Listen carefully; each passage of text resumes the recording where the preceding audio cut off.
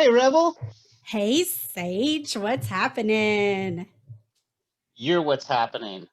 Oh, I got a little sometimes. fun. Yeah, I have a little fun story.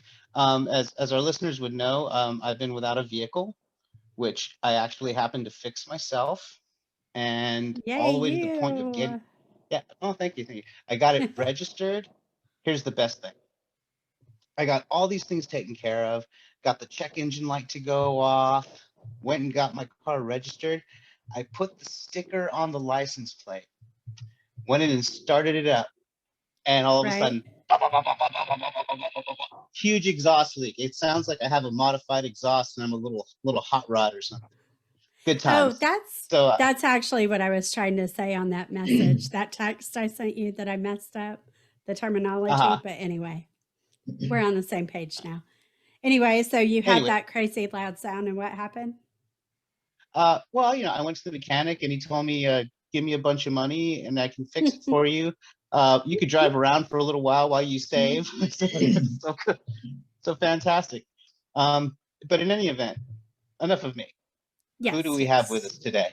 We have the amazing, lovely Tina Marzola from Texas. Yay! Welcome, Tina. Hi, Love Sage. Texans. Oh, thank you. So do I. We're a different breed, let me tell you. Yes, Yes, we are. for Yes, we sure. are. And our neighbors in the other states just kind of hate us for it. I don't know why.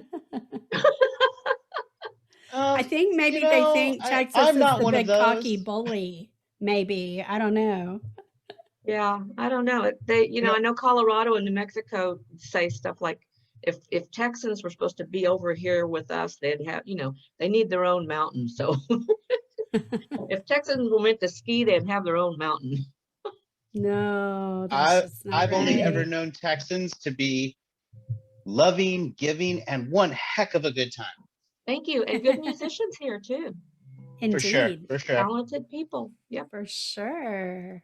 Strong-minded. So, Tina, that guitar you have with you is gorgeous. Thank you. This is my new baby. Yeah, yesterday I went over, I have a Martin guitar that I truly love, and it's one I gig with all the time. But it didn't survive the ice, the snow and everything last week, and the Oh, power was off for like 3 days.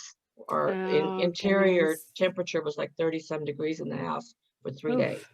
Right. oh, So I went to play it a couple days ago, and I noticed when I had it like this, I noticed some daylight down there in the hole, and I was thinking, and a strange rattle. So I turned it over, Oh, and it had split on the back, and it was separating. The side was separating from the body on my Martin. I know. Ooh. So oh. I took it over to the dealer, the Martin dealer here at Charlie's Guitars, and turned it in to be fixed because it's under warranty. So while I was there, of course, I had to peruse the guitar room like I always do. Of course, of course. And I played a couple of guitars, and this guy was sitting on the wall. And when I started playing it, it's a Gibson J50 Deluxe in 1973. So it just was like butter in my hands, and I couldn't leave it.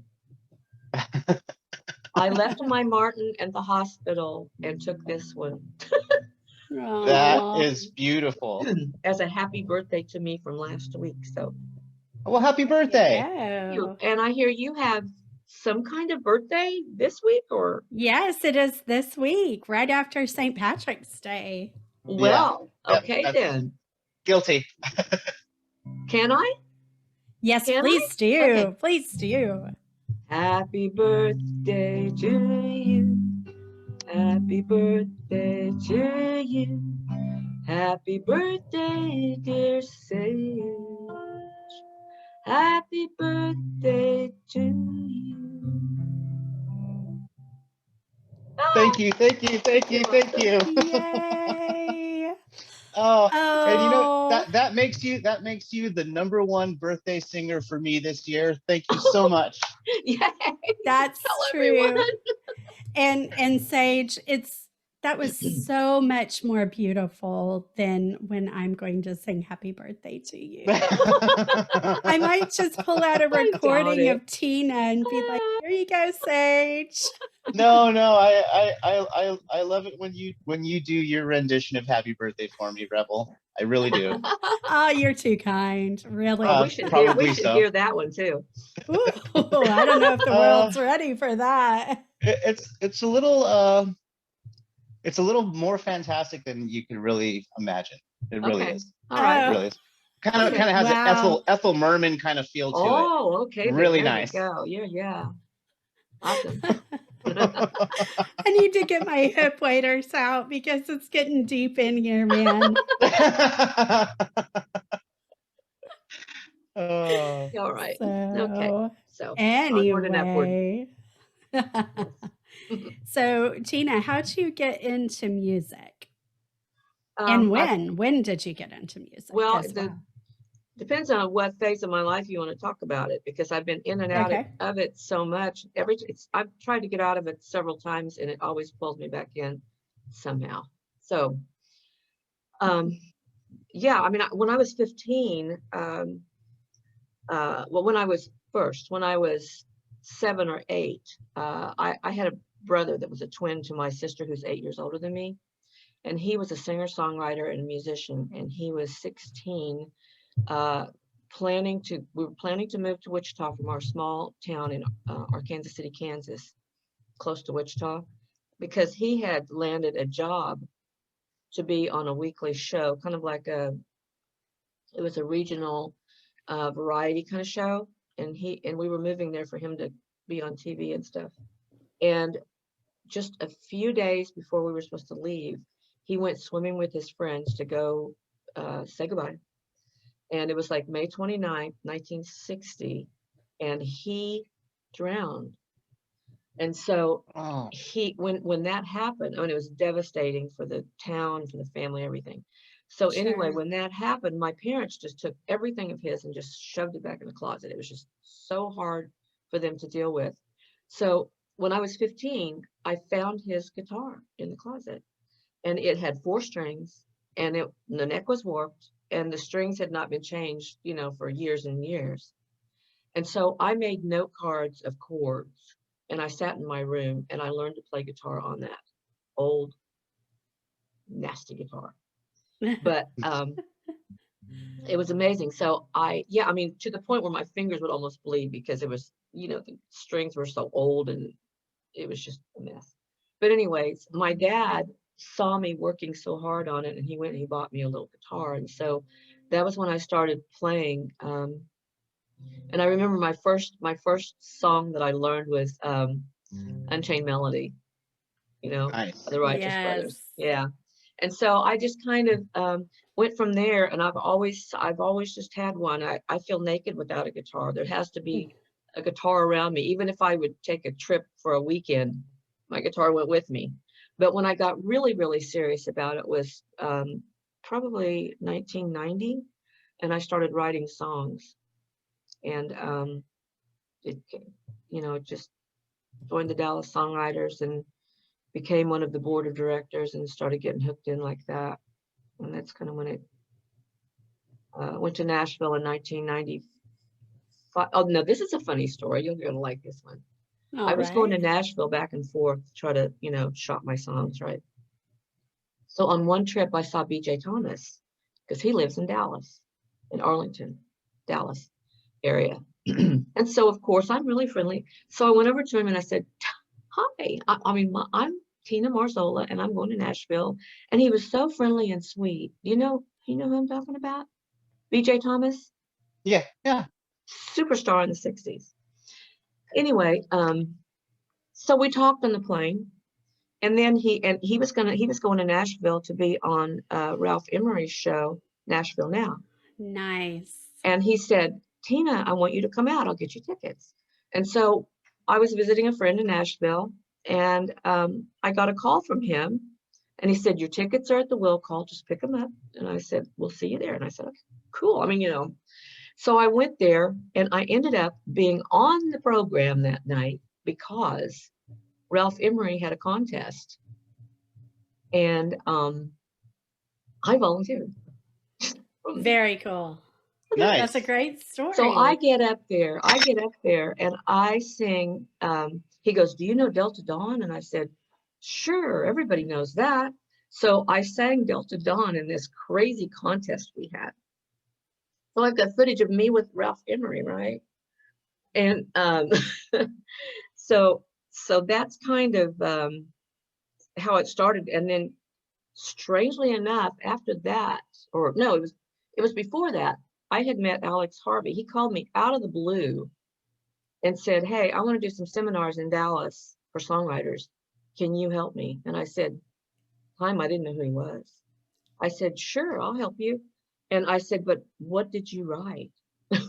He goes, "Oh, I wrote Delta Dawn and Reuben James and all these super hits that I knew of course, Rings, all kinds of stuff." And so we became really good friends, and we did it for 2 years straight. We did a couple of kind of select seminars that where people would come and get to talk to his panel of 4 songwriters. One of them was, it was the first year, it was him, Jim Rushing, who I love, Jim Rushing.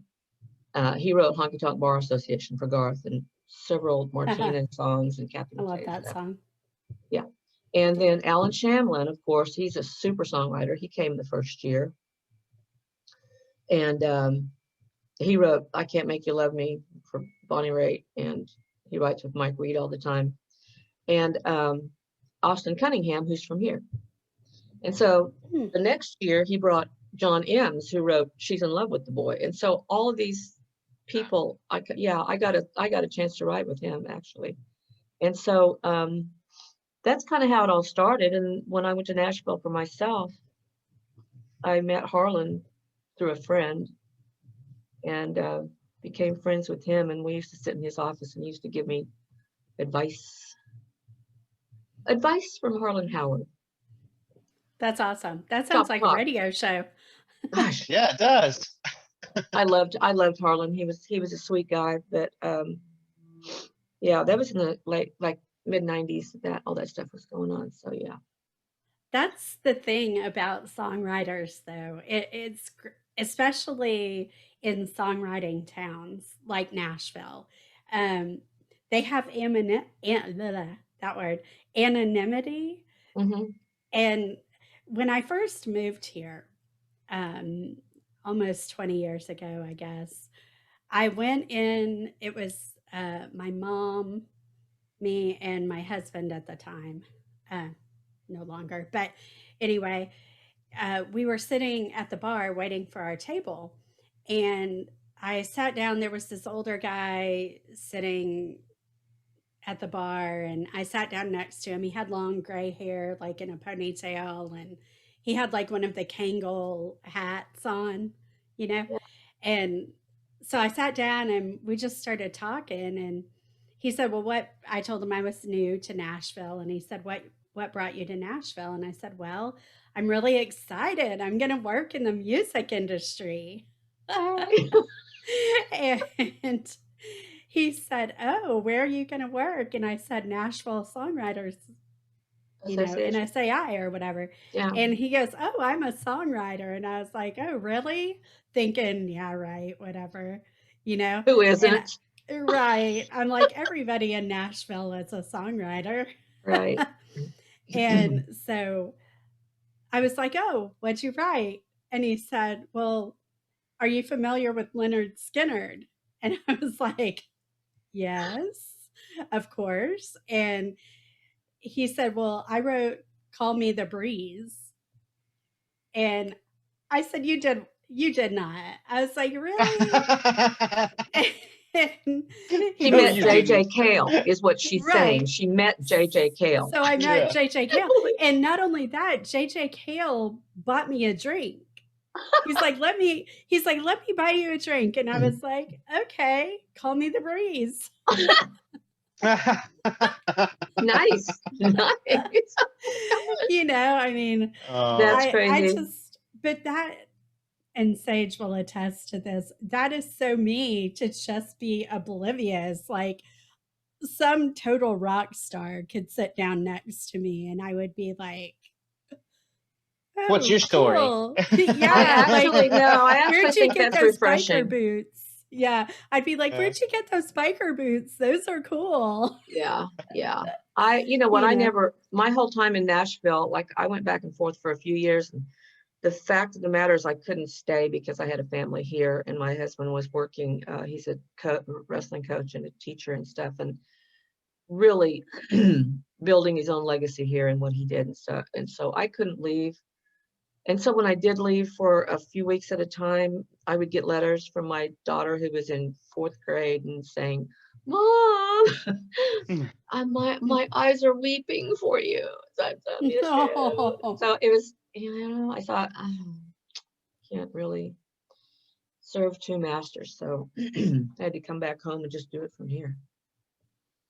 And back in Yeah. those days, they were doing so, Harlan had a remote kind of a thing. He had a remote songwriter from Sherman, I think is where he lived, Sherman, Texas. His name was Oh, Chuck wow. Malugin, but it didn't last very long. I mean, you really do have to be there because just from my experience there, when I was there, my best friend was Rory Feek. I don't know if you know who Rory and Joey. Yep. Okay, well, Rory and I were really good friends. He's lived in Dallas for a long time, and he and I used to write all the time together. And so when I went to Nashville, the reason he got on Harlan Howard's staff, the staff writers, because I introduced them to each other.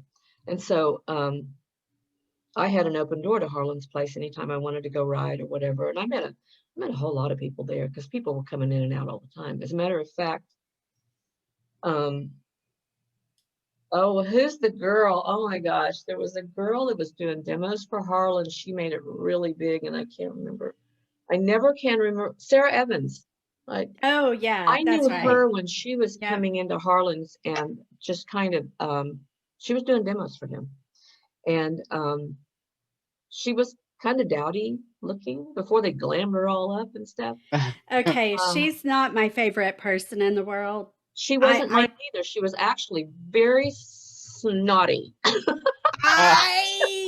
that's why I I did don't not like like her her. very much. That's why I don't like her.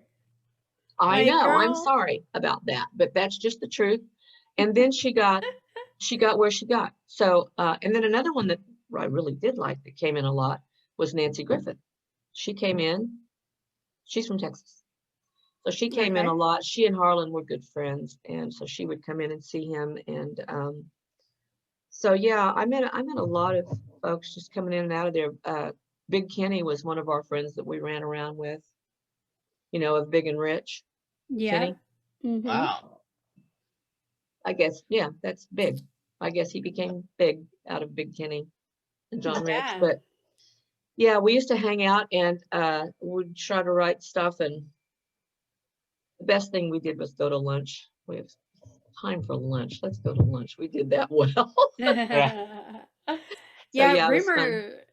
rumor has it that and I don't know the full story, but rumor has it their management company, Big and Rich and Gretchen Wilson, whoever was Yeah, managing them, right. they purchased Barbara Mandrell's Fontanelle, Oh, like grounds and mansion and whatever. really? And yeah, many years ago. And apparently, uh, when it was first purchased, it wasn't open to the public, of course. And they all went out there and had a big party one night and they shot up. They have Barbara Mandrell had put in a 1 lane like shooting range down Oh, by the pool at her house, like yeah. an indoor range. And they shot it up. I mean, it was insane. And I guess they took a 4-wheeler out on the grounds and just, I mean, they partied like rock stars. So Big Kenny was, he was fun. He was yeah, fun. I don't know if that's the truth. That's the rumor that I heard about the Okay. range. Because Well, everybody, when we went on the tour, we went in there and I was like, me being me. I was like, dude, somebody in the Mandrell family is a really bad shot. The ceilings are shot up. The like the walls are all shot up. I was like, I'm a better shot than this. Oh And my. then I was told that it wasn't the It Mandrell wasn't an family. accident. It was intentional. Oh my Yeah, gosh. they were just in Right. there being stupid. And I'm like, well, glad they all lived. Well, hey, that is the tradition of liquor and firearms, I believe. Yeah. There you Yeah. go. Yeah, Texas knows all about that. Oh, yeah. yeah. Oh, yeah. I think probably the best So thing I ever heard out of a Texan's mouth regarding shooting is, no, go ahead, shoot and walk at the same time. Yeah, that's a just lot of Absolutely fun. right.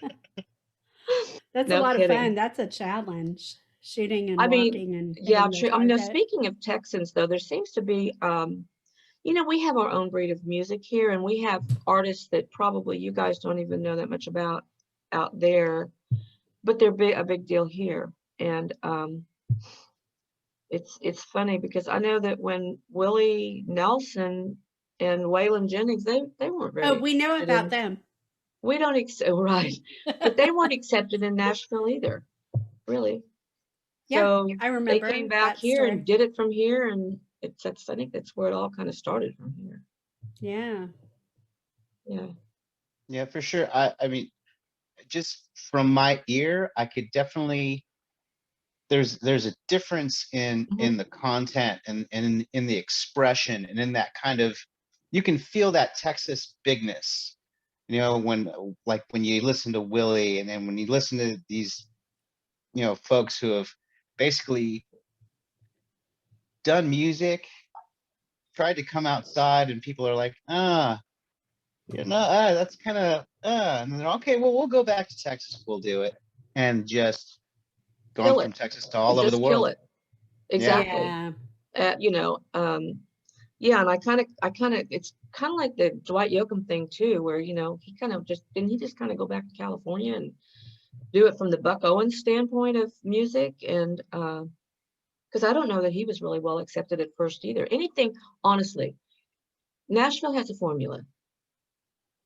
And if you step outside the formula, they don't know what to do with that because they know that what their Yeah. formula is sells. Yes. So Right. Well, it's a machine. it's a I machine. always thought it was kind of it amused me that Scott Borchetta's company was named Big Machine Records because like he would be exactly who I would think of when it comes to the machine and Nashville and music. So I think that's just fitting. It's a fitting name because it is. The whole thing is a big machine, but It is. And to thought be it was honest, I don't listen to any of that stuff anymore. I mean, honestly, when yeah. I loved the 90s Nashville music. I loved what Yeah. was coming out of Nashville. I met Faith Hill at the Bluebird when she was just doing demos for Gary Burr, Yeah.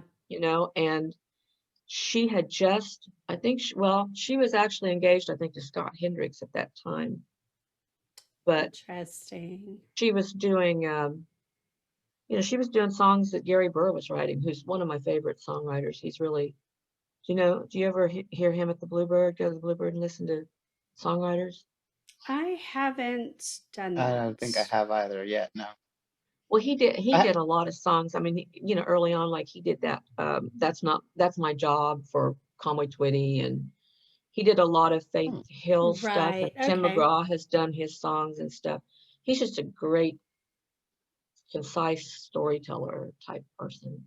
And Right. and he's really good on the guitar too. So, some of my favorite songwriters out there, Hugh Prestwood, and they know their instruments so well, and that makes such a difference when they're doing their shows at the Bluebird. They're just spellbinding, really. Alex Harvey Right. was one of the best performers I've ever seen. He would capture your attention while he was playing to the point where you would be afraid to not be looking at him because he would know. hmm, You didn't want to get up and go to the bathroom because you know that he would know you were gone. He zoned in, but it's because he took acting lessons and he learned how to do that. And he was a great storyteller. Yes. Those Yeah. actors understand people much differently uh, I loved than him. Well, others. I loved him. I was really sad when I heard that he died last, I guess it was like in April or May, or because I still don't know what happened. But anyway, Yeah. so we've lost a lot of great ones this year. yeah, Yes, I was true. just thinking that. Yeah, so really sad. I know Charlie Pride just passed away not too long ago, and Recently, he's yeah. from Dallas. And a friend of mine actually uses his studio to do recording and stuff. Milo That's Deering. cool. Yeah, it's a real sad thing. But anyway, That's cool. the way it is this year, it looks like 2021's not starting out any better for us. Yeah. Except I didn't get a new baby. I Yeah, Yay! new baby. know. And it's beautiful and it sounds so amazing. Yes, it Doesn't it just sounds really ring? warm. It Yeah. does. I was telling, it's a 73, 1973 Gibson. It's pretty, Oh, huh? that's beautiful. Yeah. Yeah, That is. I love it. I do too. So, Tina, It, have you? Uh-huh. I'm sorry, Sage. Do you go ahead? oh I no, feel I was just gonna say, um as sad as it is that we lose artists, um it's still, I mean, to me, I look at it as they were the door openers, not just to people being able to make a living in the business, but to I mean, songs touch people. Music is, at the core of every being, whether you're a listener or whether you're a creator of it. And that these people have been able to come through and, put their stamp on music, and in effect put their stamp on people as a whole, and, our culture. I mean, uh, popular music is definitely an American phenomenon. I mean, from jazz to rock and roll, country music. It's I think I think pound for pound, we have some of the best that come through the landscape. And it's as sad as it is to hear when they pass. It's always a point of gratitude that they've been able to touch us. I just want to Exactly. say that. Exactly. Yeah. I guess that's my main complaint about the Nashville machine right now, is that there haven't been a lot of songs that have really touched me or that I can identify with what they're saying. I mean, honestly, I don't identify with the female song that she's so angry that she's going to slit your tires. I don't get that. But that was real big for a while. I don't know if they're still She's a doing that. Texas musician. Are you talking about Miranda Lambert? Was that her? See, I don't even know anymore. Right. Just tire slashers. I think that may have been her. Yeah, you know what? She used to play at Love and More, where I go all the time, I think. No.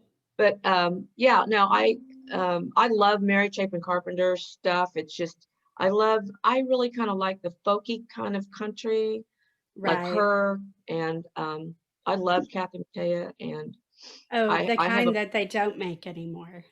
exactly, and they don't, I prefer the alto voice for women over the, you Oh, the know, high pitched. You don't like that?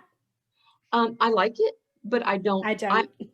I like it. I can't do it. I mean, like if you're talking about somebody like Olivia Newton-John, yeah, I mean she's got one of the sweetest voices ever, and she's a soprano. Hmm. But I don't like that same shrill thing that you hear, and they seem to like. I I definitely agree. go more with the Yeah. Kathy Mattea, Mary Chapin Carpenter. One of my favorite old artists is Rita Coolidge. I used to love Rita Oh, Coolidge. nice. Smooth silk voice. So, and that's more Anne Murray. That's more my style. Right. That's more what I do too. So, Well, also, Yeah. I think part of the thing that's going on with music, as it's, you know progressing and then reaching back into the past and reinventing. I think these days it requires, and I'm very sorry to say it, I hope I don't step on any toes, but it requires a lot less actual ability and talent. You're right. These kids are just kind of pumping it through the machine and hitting the auto tune and hitting the time signature, and then they press send and it comes out the other end. Well, I mean, I think it takes away. I do.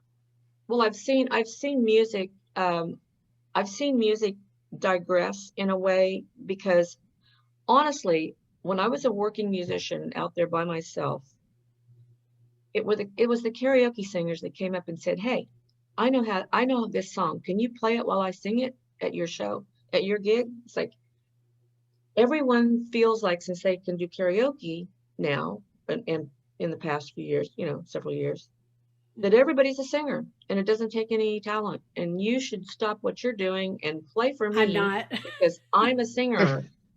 I'm a singer. And it was really funny because some of the people that my hotel that I worked in for 5 years, we had some pretty high powered people come through there and you never knew. It seems like the ones that were the real deal and were really good and were the famous ones were the quiet ones. They would sit back. Later, they would come up to me on my break or whatever, and they'd say, I had the guitar player for the Doors come up and say, yeah, my name's such and such or whatever. I can't even remember now. Robbie Krieger. Yeah, because I played for the Doors. And I went, oh, shoot. And he was just quiet. I mean, he was just quiet. I had the two guys trucking, the two Texas guys, one of the Beards, one of the yeah. ZZ Top. ZZ Top. ZZ Top came and sat for 2 hours and watched me just sitting on the wall in the hotel lounge. And I knew they were there. And I was like, look at them. Talk to them. And they didn't come talk to me. They just sat back and listened and stuff. And it was like, okay. But it was the ones that were awful that came up and told me that they were like this famous person and that, I'd let them sing. So it was like Justin Bieber came in. Good one. I'm just kidding. Love you, Justin Bieber. Hope you're listening. Anyway, now that was my experience. The really good ones and the really ones that had done something were the quiet ones. They didn't feel like they needed to, shout out how good they were when they were really the ones that sort of,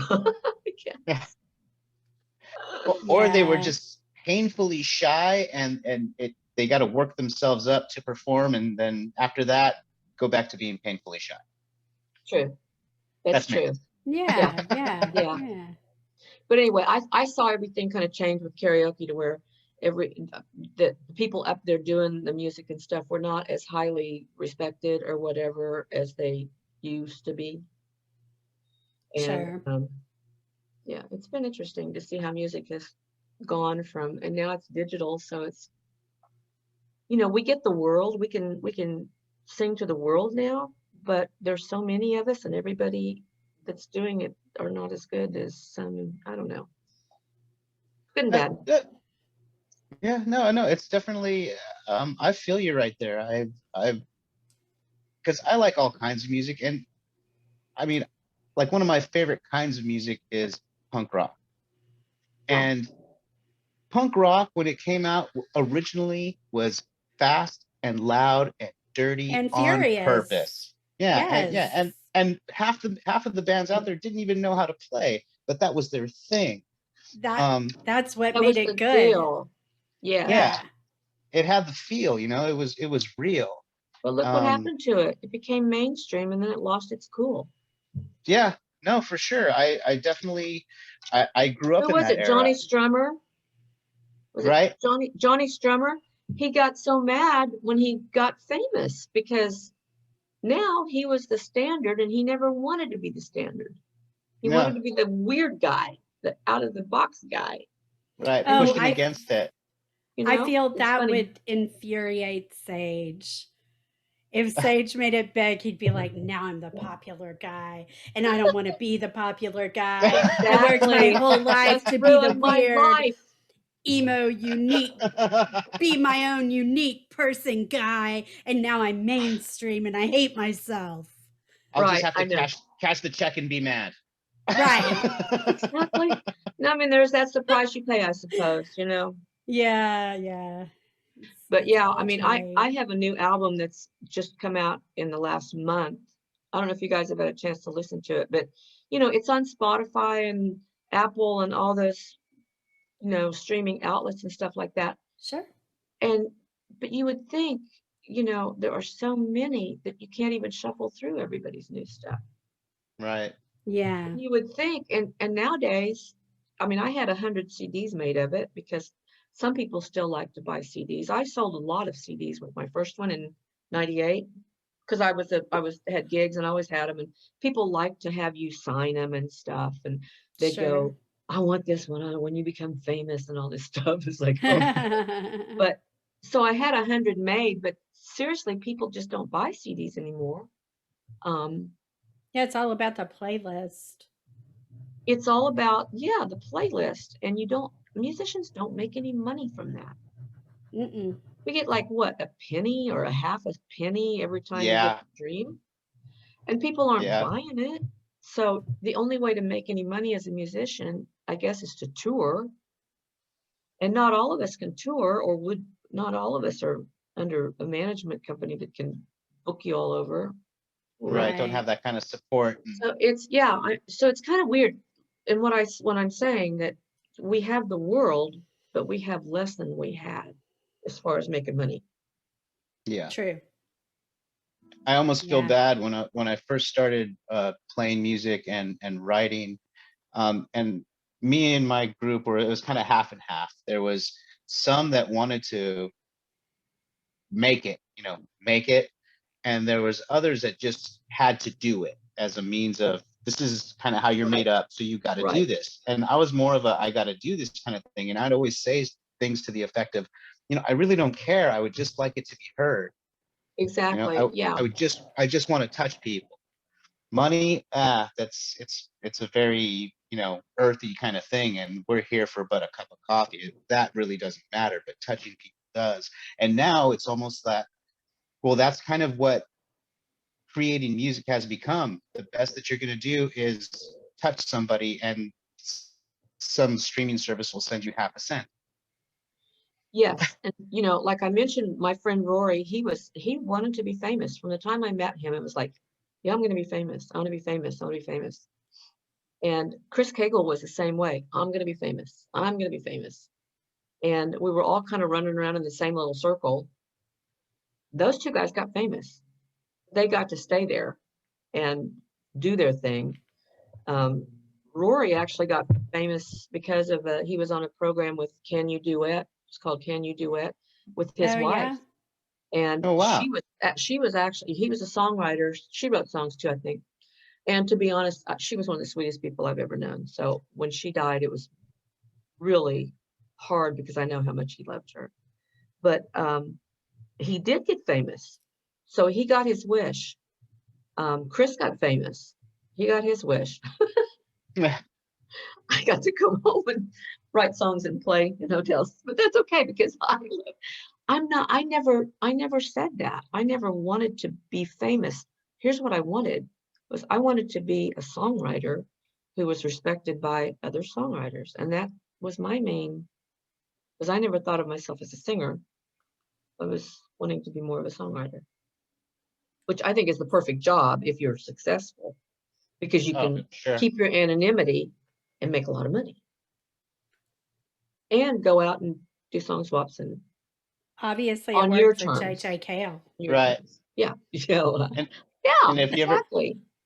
and if you ever feel like it, you go and find a little dive that has a bar stool and a microphone, and sit there with your guitar and work out some stuff. Exactly. That's my deal. I'm a troubadour is what I'm a troubadour. I travel around with my guitar and I sing the songs I've written, and that's all I care about. So I Life don't would care be about so fame. boring without troubadours. True. I was always a real fan of people like Gordon Lightfoot. Oh my God. Gordon Lightfoot and Paul Simon were always my favorite because they were just like they got very famous, but Yeah. also the troubadour types, you know, that just Yes. Yeah. needed a mic and a guitar, and that's all they needed. And prolific writers too. Prolific. Amazing songs. Yes, truly. So, So, Tina, would you like to tell everybody where they can find you, like your social media, your website, wherever they can well, I find don't have a you and your website anymore. music? Yeah, Okay. I don't have a website anymore because I don't really know that they're important anymore. Honestly, when you've got Facebook pages and Instagram and all that stuff. And then Spotify and all that good stuff too. Yes, I'm on Spotify, Apple Music. I understand that now my distributor is CD Baby because they're really good at what they do. And they support us really well. So CD Baby distributes to like 150 outlets. They Okay. also help us with licensing for movies and things like that. They also, if you want them to, they'll do your publishing. I have my own publishing company, so BMI is my publishing, my PRO. But so Spotify, Apple, Amazon, any place that you can stream music, Deezer, whatever that is. I've never. Yeah. It's another It's streaming. on Pandora. It's all over the place. So yeah, you can look at it from there. And then CD Okay, Baby cool. has 5 copies that if anybody wants to buy from them, they can buy it. And then I sell them. And Facebook, it's Tina Cool. Marzola Music on All Facebook. right. Yeah. Cool. Would you like to play us out with one of your I songs? would. Now All right. I'm a super big fan of murder ballads. So I've Okay. written a couple of them. And this But one is not tire called slashing murder ballads. yes, Okay. I will Whole different not gig. slash your tires, but I will slash your throat. Right. Okay. And you She's a heard killer. it She's a first killer. I love it. here. This is called The Kiss, and it's got a video that you can find on YouTube. It's I had to do away with one of my friends on that video. So here's The Kiss.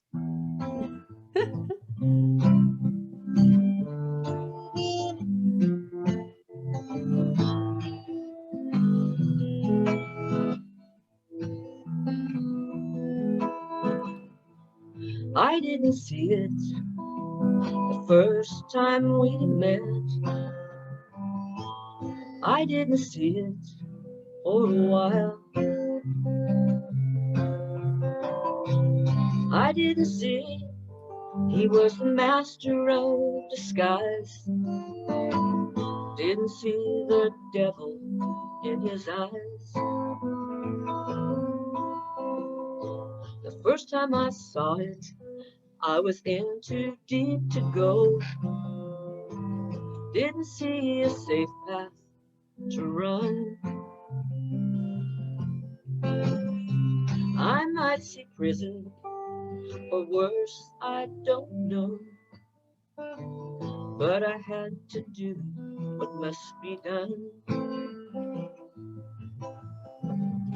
But he didn't see the courage in me. He didn't see the kiss I planned. I just smiled and whispered goodbye. He didn't see the knife in my hand.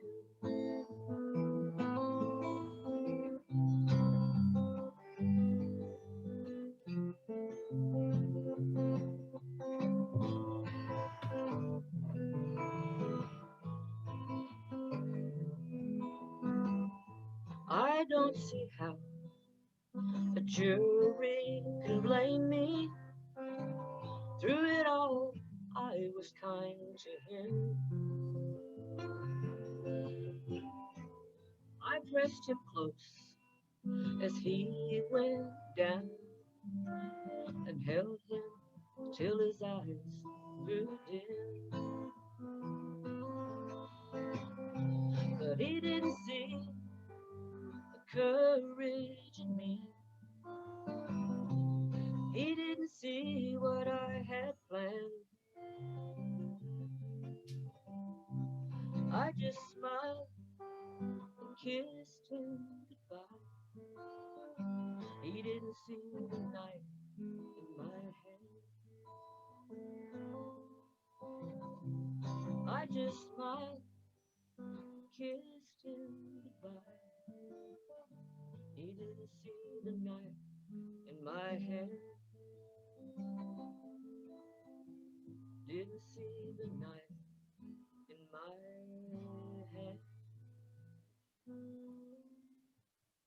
Woo! Lovely.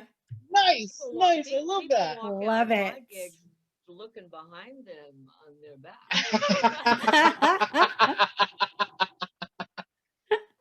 Oh, that's so great. Oh, So, thank you. Thank you. all There's right. one on Well, the album. thanks. It's called Nobody's Victim, and it's everywhere now. So the whole album, I will tell you, is a concept album about victimization. Each song has to deal with. I've been wanting to do this for a long time, but anyway, it's a victimization in some form and how the human responds to it. The person that it's happening to responds to it. And in this one, she killed him. You know, in other ones, That happens. they do it in different ways. They have different responses to the different victimization. All right. Well, thanks for coming Amazing. on and talking Thank you to so us. much, And I Tina. love the song, Tina. Thank you. That so was Yeah, much. me too. Me great. too. Hey, listeners. I And really appreciated it. And I've got friends if you want to hear from anybody else. I'll hit We you up. love I'll hit you musicians. up. For sure. Yes. Thank you so much for having me. I So, appreciate it. absolutely.